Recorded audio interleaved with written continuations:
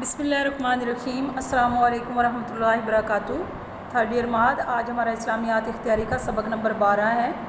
سورہ بقرہ کی آیات کا ترجمہ دیکھیں۔ اسلام مکمل ضابطۂ حیات ہے۔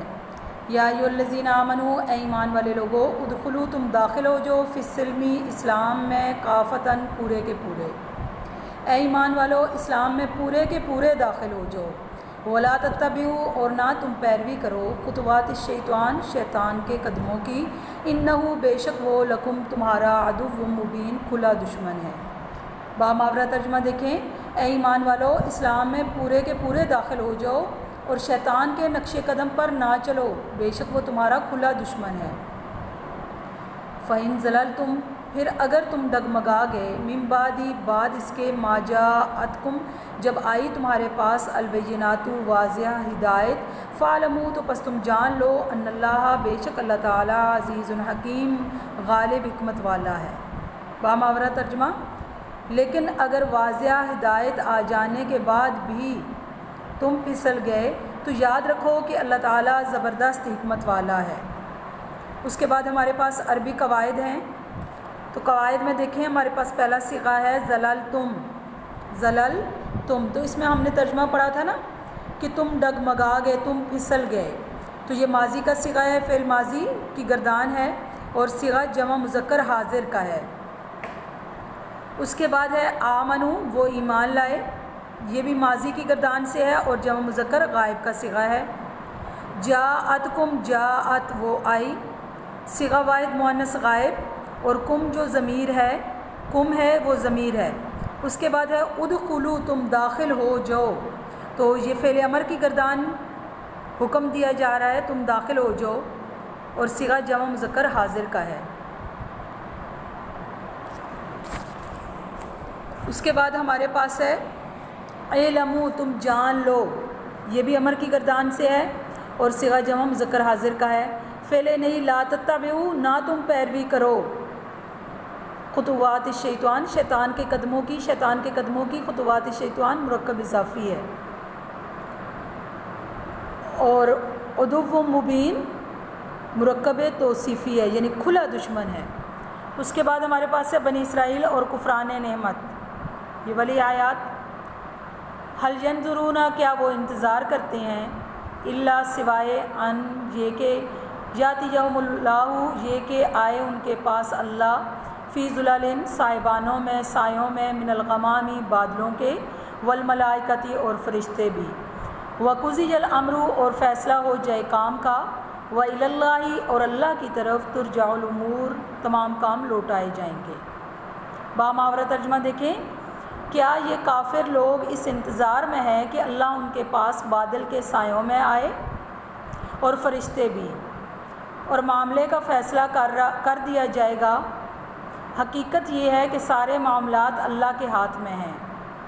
سل بنی اسرائیل، آپ پوچھیں بنی اسرائیل سے، کم، کتنی، آتیناہم، ہم نے دی انہیں، من آیت، نشانیاں، بینۃ، واضح، ومن یبدل، اور جو شخص بدل ڈالے، نعمت اللہ، اللہ کی، من بعد، بعد اس کے، ما جاءتہ، جو آئی اس کے پاس، فإن اللہ، تو پس بے شک اللہ، شدید العقاب، سخت عذاب دینے والا ہے۔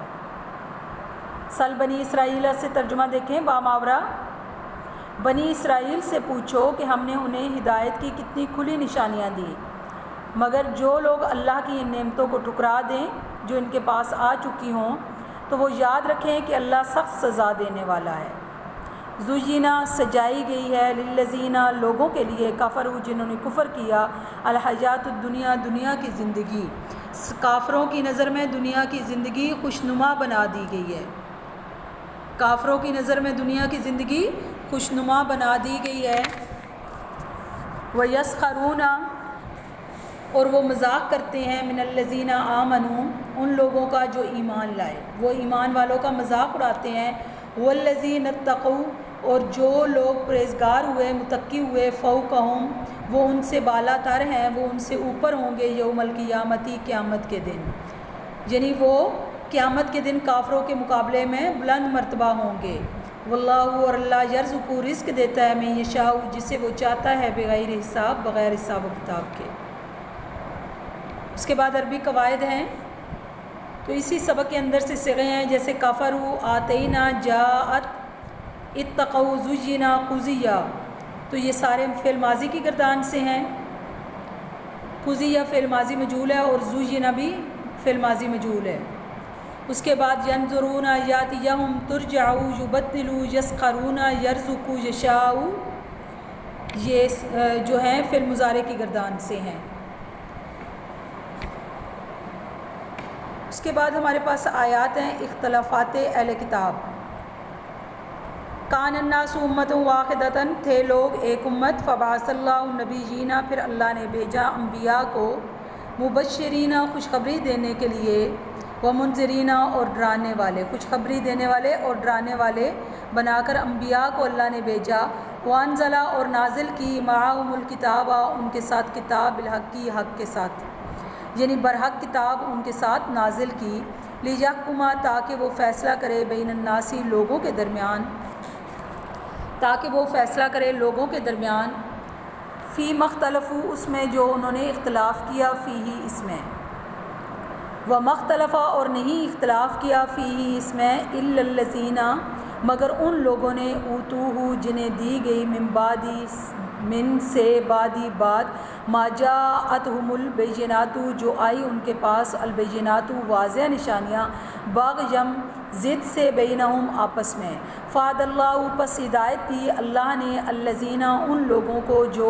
آمنوا، ایمان لائے، لما، لیے، اس چیز، اختلفوا، اختلاف کیا، فیہ، اس میں، من الحق، کی سچ سے، باذنہ، اپنے حکم سے، واللہ، اور اللہ، یہدی، ہدایت دیتا ہے، من یشاء، من، جسے، یشاء، وہ چاہتا ہے، الی صراط مستقیم، سیدھے راستے کی طرف۔ باماورہ ترجمہ دیکھیں، مبشرین و منذرین وانزل معہم الکتاب، کہ لوگ ایک امت تھے، پھر اللہ نے نبی بھیجے، خوشخبری دینے والے اور ڈرانے والے، اور ان کے ساتھ کتاب برحق نازل کی، تاکہ لوگوں کے درمیان اس چیز کا فیصلہ کرے جس میں انہوں نے اختلاف کیا، اور یہ اختلاف ان لوگوں نے کیا جن کے پاس واضح حکم آ گیا تھا، اور اس اختلاف کی وجہ محض آپس کی ضد تھی۔ پس جو لوگ ایمان لائے انہیں اللہ نے اپنی مرضی سے اس حق کا راستہ دکھا دیا جس میں لوگوں نے اختلاف کیا تھا، اور اللہ جسے چاہتا ہے سیدھے راستے کی طرف ہدایت دیتا ہے۔ اس کے بعد عربی قواعد ہیں، کانا، تھا، فعل ماضی کی گردان سے ہے، صیغہ واحد مذکر غائب، انزلہ، ماضی کی گردان سے ہے، اس نے نازل کیا، یہ ثلاثی مجرد کے، ثلاثی مزید فی کے ابواب میں سے ہے، انزلہ، باب افعال، اکرم، انزلہ، اور اس کے بعد اختلافو، انہوں نے اختلاف کیا، یہ صیغہ جمع مذکر غائب کا ہے اور ماضی کی گردان سے ہی ہے۔ یہ ہمارا ترجمہ مکمل ہوا۔ اس کے بعد ہمارے پاس ہے طلاق والا، آج سبق نمبر 4، باب چہارم کا۔ تو طلاق اللہ تعالیٰ نے جائز تو رکھی ہے، لیکن جائز کاموں میں اللہ تعالیٰ کے ہاں سب سے ناپسندیدہ عمل جو ہے وہ طلاق والا ہے۔ طلاق کا لغوی معنی دیکھیں، لغوی معنی طلاق کے لغوی معنی دور ہونا، جدا ہونا، کشادہ ہونا، آزاد ہونا، بندش سے آزاد کرنا کے ہیں۔ اصطلاحی معنی شرعی اصطلاح میں صریح الفاظ کے ساتھ ازواجی تعلق توڑ دینا طلاق کہلاتا ہے، یا قید نکاح سے عورت کو آزاد کرنے کو طلاق کہتے ہیں۔ دوسرے مذاہب میں طلاق، پہلے ہم دوسرے مذاہب میں طلاق کی صورتحال کا جائزہ لیتے ہیں۔ نمبر 1، یہودیت۔ یہودیت میں طلاق دینا ایک کھیل سمجھا جاتا تھا، اور اس معاملے میں عورت کو کھیل تماشا بنا کر اس کی سماجی حیثیت کو بالکل ختم کر دیا گیا تھا۔ تو رات میں ہے، اگر مرد کوئی عورت لے کر اس سے بیاہ کر لے اور اس کے بعد ایسا ہو کہ وہ اس کی نگاہ میں عزیز نہ ہو، اس لیے کہ مرد نے اس میں کوئی ناپاک بات پائی، تو وہ اس کا طلاق نامہ لکھ کر اس کے ہاتھ میں دے اور اسے اپنے گھر سے باہر کر دے، اور جب وہ اپنے گھر سے نکل گئی تو جا کے دوسرے مرد کی ہو رہے۔ اسی طرح یہودیت طلاق کے معاملے میں افراد کا شکار تھی، یعنی بہت زیادہ طلاق دیتی تھی، اور اب تک ہے۔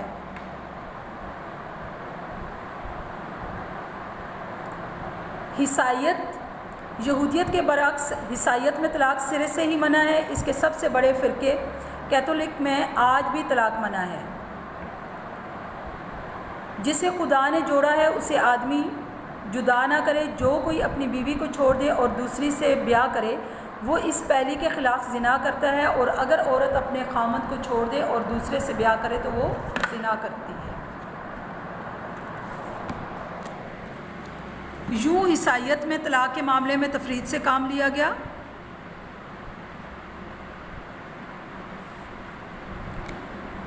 یعنی موجودہ دور کے عیسائی فرقے نے بھی بڑی بھاری شرائط پر طلاق کی اجازت دی ہے، جیسا کہ انجیل میں ہے کہ جسے خدا نے جوڑا ہے اسے آدمی جدا نہ کرے، جو کوئی اپنی بیوی کو چھوڑ دے اور دوسری سے بیاہ کرے وہ اس پہلی کے خلاف زنا کرتا ہے، اور اگر عورت اپنے خامند کو چھوڑ دے اور دوسرے سے بیاہ کرے تو وہ زنا کرتی ہے۔ یوں عیسائیت میں طلاق کے معاملے میں تفرید سے کام لیا گیا ہے۔ ہندو مذہب میں سرے سے طلاق کی اجازت ہی نہیں، ہندو مذہب میں سرے سے طلاق کی اجازت ہی نہیں، بلکہ خامند مر جائے تو عورت بھی ساتھ ہی جل مرتی ہے۔ اس رسم کو ستی کہتے ہیں، جس کو بہت مقدس اور عورت کی خامند سے وفاداری کا نشان سمجھا جاتا ہے، اور اس طرح ہندو مت طلاق کے معاملے میں عیسائیت سے بھی زیادہ سخت ہیں۔ اس کے بعد عرب اور طلاق۔ عربوں میں بھی اسلام سے پہلے طلاق کھیل بن چکا تھا، اور اس کو عورتوں کو تنگ کرنے اور ان کے حقوق غصب کرنے کا ذریعہ بنا لیا گیا تھا۔ علامہ ابن کثیر رحمہ اللہ اس بارے میں لکھتے ہیں کہ اسلام سے پہلے دستور تھا کہ خامند جتنی چاہے طلاقیں دیتا چلا جاتا تھا اور عدت میں رجوع کرتا چلا جاتا تھا۔ اس سے عورتوں کی جان غصب میں مبتلا رہتی تھی کہ طلاق دی اور عدت گزرنے کے قریب آئی تو رجوع کر لیا، پھر طلاق دے دی، اس طرح عورتوں کو تنگ کرتے رہتے تھے عرب والے۔ اس کے بعد ہمارا اسلام کا تصور طلاق کے بارے میں۔ اسلام نے طلاق کو کبھی پسندیدہ نظروں سے نہیں دیکھا، صرف ناگزیر صورتحال میں اس کی اجازت دی ہے تاکہ طلاق کھیل نہ بن جائے اور بنت ہوا اس ظلم کے پہاڑ کے نیچے کراہتی نہ رہے۔ نبی کریم صلی اللہ علیہ وآلہ وسلم نے فرمایا، ابغض الحلال الی اللہ تعالی الطلاق، اللہ تعالیٰ کے نزدیک حلال چیزوں میں سب سے زیادہ ناپسندیدہ چیز جو ہے وہ طلاق ہے۔ اصلاحات طلاق۔ اسلام نے طلاق جیسے ناپسندیدہ عمل کو بہتر بنانے کے لیے درج ذیل اصطلاحات تجویز کی ہیں تاکہ اس عمل کے نقصانات سے ممکن حد تک بچا جا سکے۔ نمبر 1، صحیح طریقے کا تعین۔ اسلام میں طلاق دینے کا صحیح طریقہ متعین کر دیا گیا ہے، یعنی ایک طور میں ایک طلاق دی جائے، طور یا حالت پاکی میں، اور اس کے بعد اگلے طور میں دوسری طلاق دی جائے تاکہ رجوع کی صورت میں طلاق سے بچا جا سکے۔ اس بارے میں طریقہ یہ ہے، نمبر 1، طلاق کی تعداد۔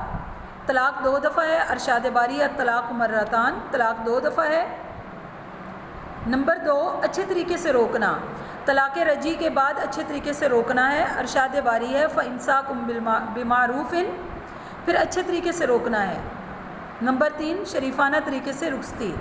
اگر عورت کو بسانا نہ ہو تو پھر اسے اچھے طریقے سے رخصت کر دیا جائے۔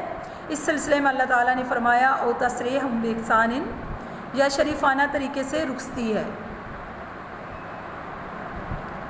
اسلام میں 3 طلاقیں ہیں، طلاق رجعی، طلاق بائن، طلاق مغلظہ۔ طلاق رجعی میں رجوع کا حق باقی ہے، طلاق بائن میں بھی رجوع کا حق باقی ہے، اور طلاق مغلظہ کے بعد جو ہے وہ یعنی طلاق مغلظہ میں رجوع نہیں کر سکتا۔ شریفانہ طریقے سے رخصتی، اگر عورت کو بسانا نہ ہو تو پھر اسے اچھے طریقے سے رخصت کر دیا جائے۔ اس سلسلے میں اللہ تعالیٰ نے فرمایا او تسریح بإحسان، یا شریفانہ طریقے سے رخصتی ہے۔ عدت لازم ہے، طلاق کے بعد عورت کے لیے عدت لازم کر دی ہے، اس میں درج ذیل حکمتیں ہیں۔ نمبر 1 کہ مرد رجوع کر سکتا ہے، طلاق رجعی اور طلاق بائن کے بعد رجوع کا حق ہے نا، اس لیے وہ عدت پوری کرے گی اور عدت کے دوران یعنی 1 مہینے کے اندر اندر رجوع کا حق باقی ہے۔ نمبر 2 حمل وغیرہ کا پتہ چل سکتا ہے، اگر حمل ہوگا تو اس کی عدت وضع حمل ہوگی اور اس میں بھی رجوع کا حق ہے اگر طلاق رجعی یا طلاق بائن ہو گئی ہے تو۔ نمبر 3 سوچنے سمجھنے کا موقع ملتا ہے، ارشاد باری ہے والمطلقات یتربصن بانفسہن ثلاثۃ قروء، طلاق دی گئی ہو وہ 3 مرتبہ ایام مواری آنے تک اپنے آپ کو روکے رکھیں، اس کے بعد ہے نمبر 3 دوران عدت رجوع کا حق۔ اسلام نے دوران عدت طلاق رجعی کی صورت میں رجوع کا حق دیا ہے جس سے دوبارہ ملنے میں آسانی ہو گئی۔ ارشاد باری ہے وَبُعُولَتُهُنَّ أَحَقُّ بِرَدِّهِنَّ، اور ان کے خامد اس مدت عدت میں انہیں لوٹانے کے پورے حقدار ہیں۔ نمبر 4 مال مہر واپس نہ لینے کا حکم۔ اسلام نے عورت کو دیا ہوا مال مہر واپس نہ لینے کا حکم دیا ہے۔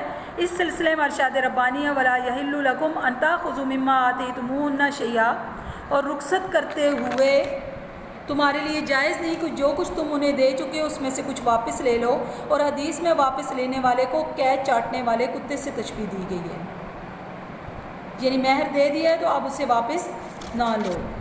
یہاں تک ہمارا مکمل ہوا۔ کل ہم انشاءاللہ نمبر 5 سے شروع کریں گے، تو اس سبق کو آپ نے اچھی طرح یاد کرنا ہے۔ السلام علیکم ورحمۃ اللہ وبرکاتہ۔